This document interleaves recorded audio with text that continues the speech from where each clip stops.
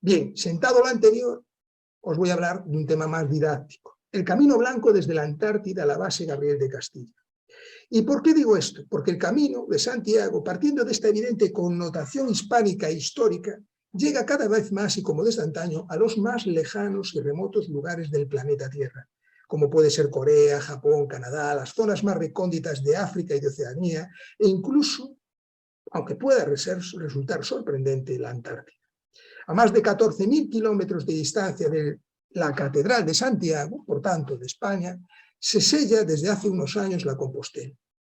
Concretamente desde la base Gabriel de Castilla en la isla de Decepción, dentro del archipiélago de las Shetland del Sur, donde se sitúa también la segunda base española, fue la primera realmente la que se creó, que fue la Juan Carlos I, en este caso en la isla Livingstone, pero también perteneciente a ese archipiélago.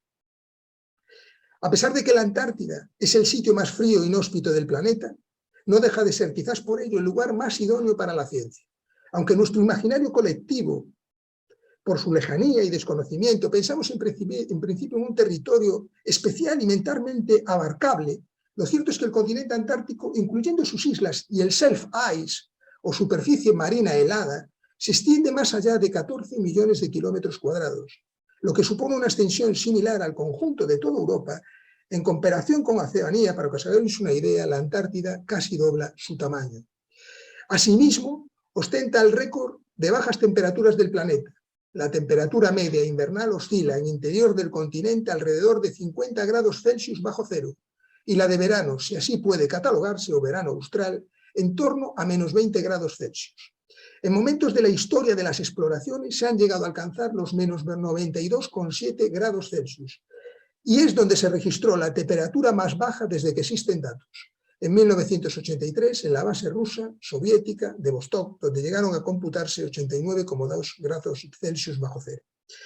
A incrementar esa sensación de frío se incluyen también unos fuertes vientos llamados vientos catabáticos que se generan en el interior del continente y cuando llegan a la costa adquieren una velocidad inusitada y la sensación de frío es mucho mayor.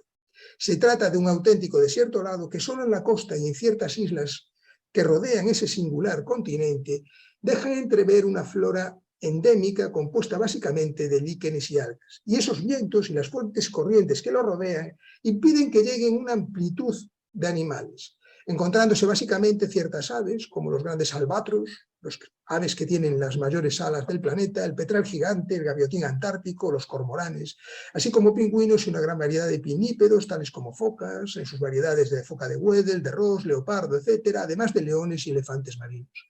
En cuanto a la presencia humana, y ya vamos entrando en materia, aunque a consecuencia de la influencia anglosajona en el escribir de la historia, otra vez, las exploraciones antárticas que ostentan el honor de ser consideradas como las primeras son las llevadas a cabo por el británico James Cook, cuando entre los años 1773 y 1774 buscaba la Terra Australis Incógnita.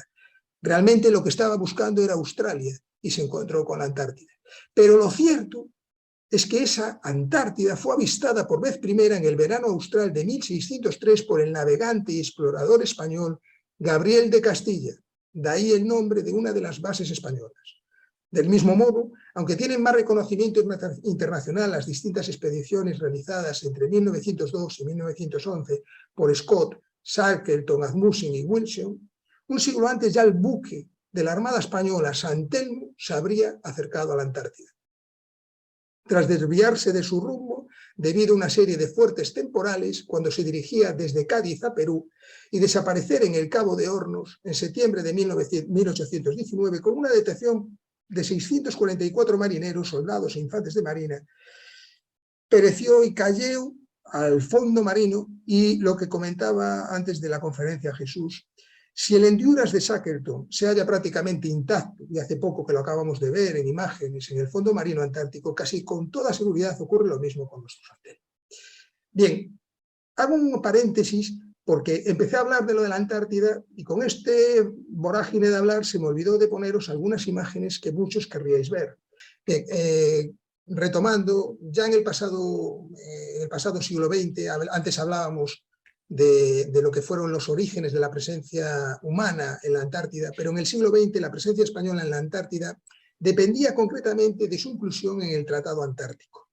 Vuelve aquí un componente jurídico. Este texto jurídico internacional fue suscrito en Washington, D.C. en 1959 y en 1961.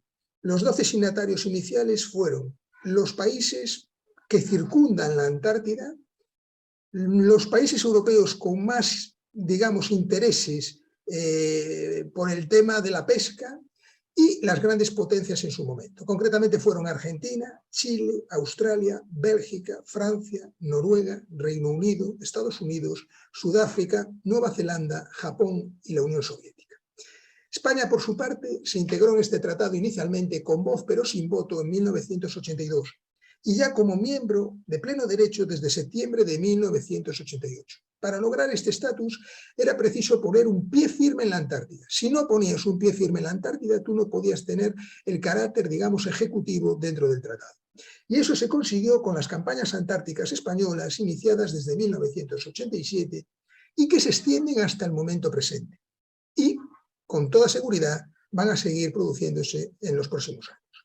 Como prolegómenos, en ese año, en 1987, se celebraron en la Escuela Diplomática de la Ciudad Universitaria de Madrid unas trascendentales a la postre jornadas antárticas que, presididas por sus majestades los reyes, congregaron a lo más granado del sector científico mundial y cosecharon un enorme éxito. Tras ese encuentro internacional, y aquí quiero romper una lanza por Juan Carlos I, porque ese efecto llamada de Juan Carlos I, en este caso de la monarquía, y lo viví en la Academia de Jurisprudencia de España, de Madrid, en el congreso que se hace bianualmente en Hispanoamérica y luego en España, en una de las comunidades autónomas, se hizo en Galicia, aquí en el Pazo de Maniñán, pero cuando se hizo en Madrid, que yo intervine por Galicia y por España con una conferencia, pues bien, la presencia de Su Majestad el Rey Felipe VI atrajo también a todos, vamos, yo nunca en ningún congreso vi a tantos hispanos con la intención de estar cerca del rey. Pues algo parecido pasó con este tema antártico, y esas jornadas fue fundamental ese presente. Pues bien, tras ese encuentro internacional, el objetivo inequívoco era dar el salto al territorio antártico.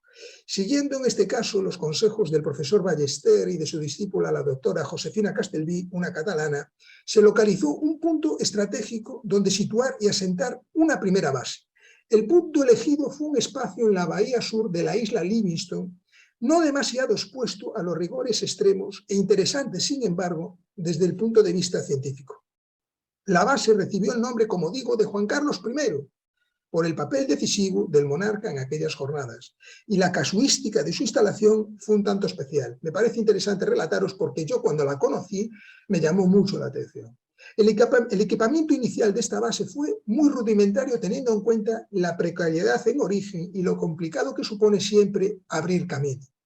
Para ello se echó mano de unos contenedores aptos para temperaturas polares, los cuales ensamblados darían forma a los habitáculos en donde podrían residir los eventuales expedicionarios españoles.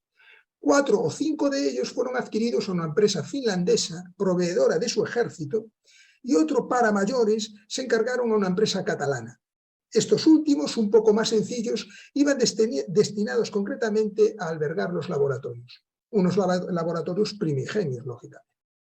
Un problema añadido fue el traslado, fijaros lo complejo que fue en su momento dar ese salto porque no estábamos realmente preparados, fue el traslado de aquellos contenedores hasta la Antártida, para lo cual se contó, no teníamos un barco, con la colaboración inesperada del Organismo Antártico de Polonia, con el que el CSIC, el Centro Superior de Investigaciones Científicas de España, mantenía una relación muy cordial.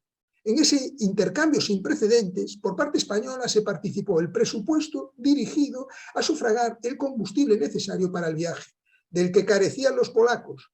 Estos, a cambio, facilitaron un buque polar de estilo ruso-soviético y unos vehículos plataforma anfibios con orugas capaces de trasladar a tierra los módulos e instalarlos en el lugar escogido. Es decir, toda una odisea que desde mi punto de vista roza la hazaña.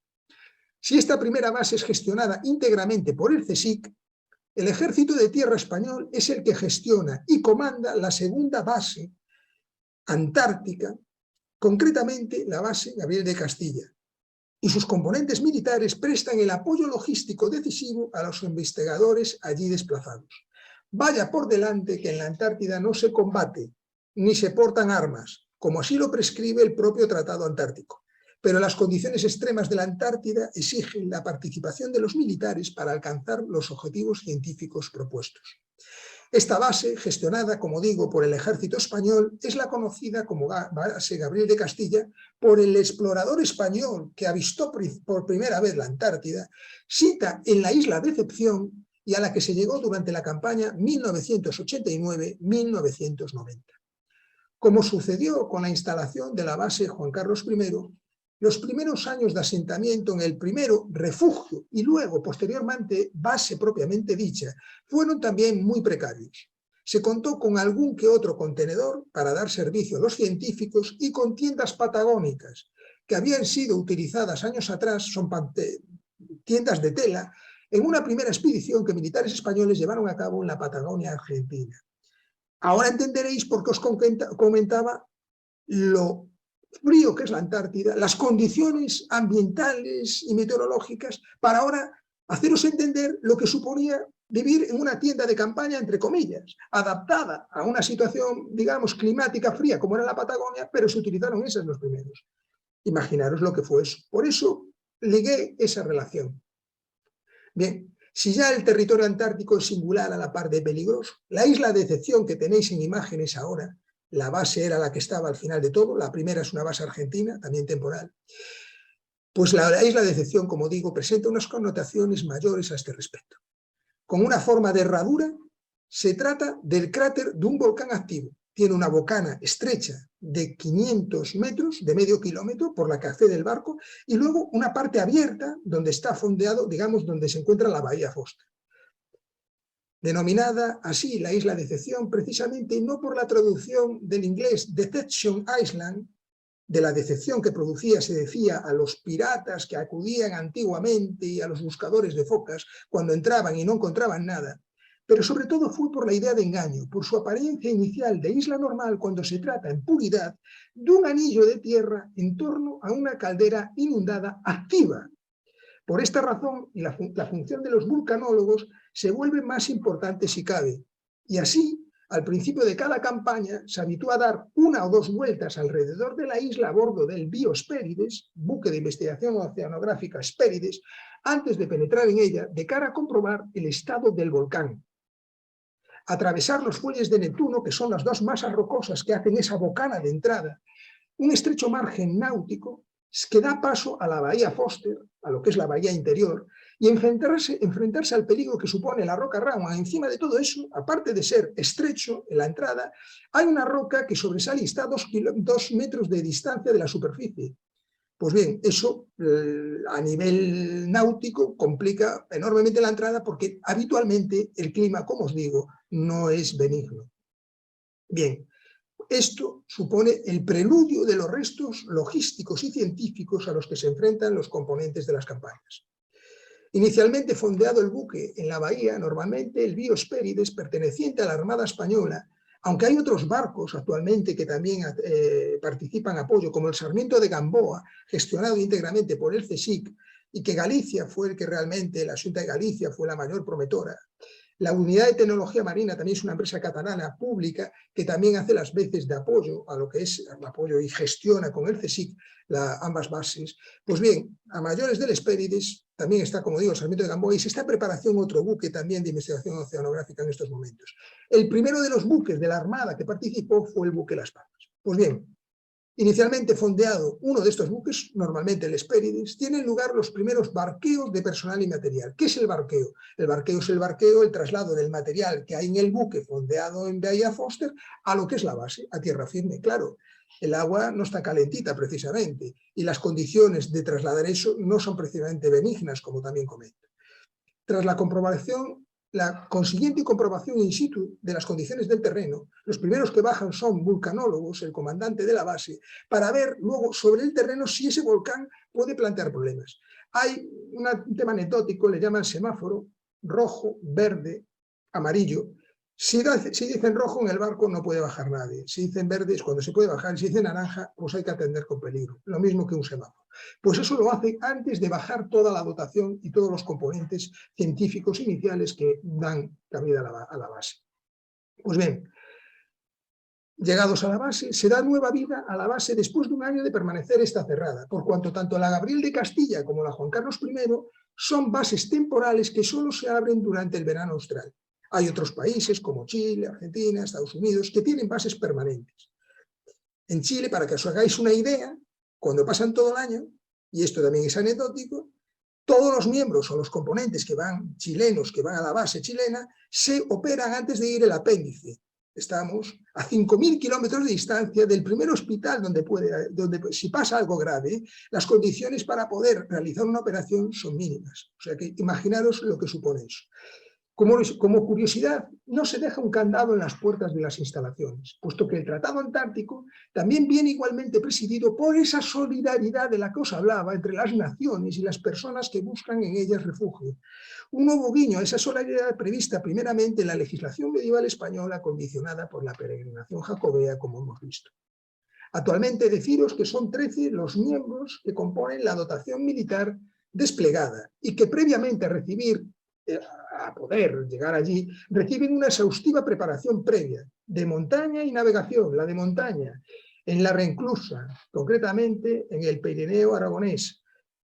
Pues ahí la EMOE, la Escuela Militar de Montaña y Operaciones Especiales, es la que, digamos, el maestre de ceremonias y que hace las veces pues, para el tema de escaladas, de atención, de saltos, de bajadas, etcétera, y de aislamiento. Y la fase náutica se hace aquí en Galicia, en Ogrove, en la zona de Pontevedra, y ahí es la Brigada Galicia 7, la que presta el apoyo, pues con zodias, lanchas semirrígidas y todo el apoyo que se precise. Bien, decir en este sentido que esas condiciones, esa preparación a mayores viene acompañada también de una preparación de aislamiento y también de unas prospecciones en el Gómez Ulla, en el Hospital Gómez Ulla, muy fuertes, muy importantes para poder ir a la Antártida. Bien, los 13 miembros que componen esa dotación dan servicio a las siguientes materias: motores, infraestructuras, electricidad e instalaciones, logística y alimentación. Como anécdota deciros que la base Gabriel de Castilla está considerada en la Antártida como una de las que mejores sirven comida. Por eso que cada persona que llega a esa base, a esa isla, busca directamente la base Gabriel de Castilla para que les den un poco de resuello y de almuerzo. Bien, como digo, además del tema del alimento, que también es muy importante, pues transmisiones, sanidad, medio ambiente y, como no, movimiento y navegación, a todas ellas responden los componentes militares. Esta última, la de navegación y la de movimiento, en lo que es la isla, es fundamental a la hora de apoyar los desplazamientos de los científicos a lo largo de la isla. Una anécdota que os puedo comentar de las primeras campañas antárticas, cuando llegaron allí a Decepción, en este caso americanos, de National Geographic, le preguntaron al comandante, bueno, llegaron a la base y el comandante me comentó que en principio les aconsejó que debía ir un militar a acompañarlos. Ellos dijeron que no, que por supuesto que ya estaban habituados a hacer expediciones de este tipo. Bueno, creo que fueron 5 o 6 y volvieron uno menos. Hay uno menos que cayó en una aguja y seguirá allí pues un poco como está el Endurance o el San Telmo que os comentaba antes. Bien, en definitiva, una labor conjunta necesaria de apoyo a la ciencia antártica y cuyo éxito se ve reflejado en la camaradería y compañerismo existente entre militares y científicos. Yo así lo he corroborado. En el libro La Antártida, logística a los confines del conocimiento, editado por el Ministerio de Defensa y que va a salir ahora próximamente un nuevo libro titulado Imágenes desde la Antártida, selección fotográfica de las campañas antárticas, que la ministra de Defensa ha tenido a bien prologar y que va en edición bilingüe castellano-inglés. Pues bien, en el primero de estos libros, lo que ya tuve idea inicialmente fue que cada capítulo fuera acompañado de una entrevista. Hice de reportero directamente con conexión vía satélite con el Hespérides, con cada uno de ellos, para trasladar sus vivencias en cada uno y sus curiosidades y sus complejidades. Pues bien, tanto los militares como los científicos, todos a una pregunta que yo les hacía siempre de cómo convivían, porque la convivencia, imaginaros, durante 3 meses y pico, 4 meses, como era antes, ahora es un poco menos, es complicado, ¿no? Y sin embargo, todos hablaban o se definían a sí mismos como una auténtica familia antártica. Una familia que tiene su casa temporalmente en una base desde la que, como decimos, se sella la Compostela. Y eso ha sido a instancias del Ejército de Tierra español, concretamente en su momento cuando lo mandaba la Brilat. cuyo antiguo regimiento de caballería, también os digo, existió un regimiento de caballería Santiago número 1 que portaba en su escudo solo la cruz espada de Santiago, la misma que porta también en su escudo en la actualidad el emblema de la marca Ejército. Ahora estáis viendo las fotos, pero yo traje por curiosidad el emblema de la marca Ejército en mi solapa. No suelo llevar nada en la solapa, pero en este caso la llevé porque soy embajador de la marca Ejército. Y en la marca Ejército se mantiene la cruz espada de Santiago como elemento diferencial y como elemento de la hispanidad. Actualmente es el grupo de caballería Santiago, integrado en el regimiento Farnesio en Valladolid, el que, digamos, ha heredado ese nombre, no el historial. Se trata, en todo caso, del mismo ejército que contribuye desde este lejano continente a labores también solidarias, como las colaboraciones mantenidas con la Asociación Pablo Ugarte contra el cáncer infantil y con la Asociación Española contra el Cáncer, así como la campaña anual de apadrinamiento de pingüinos en favor de la fauna y del medio ambiente antártico. A todos ellos, a todos los componentes, a todos vosotros que me habéis aguantado durante casi una hora, pues muchas gracias por vuestra atención.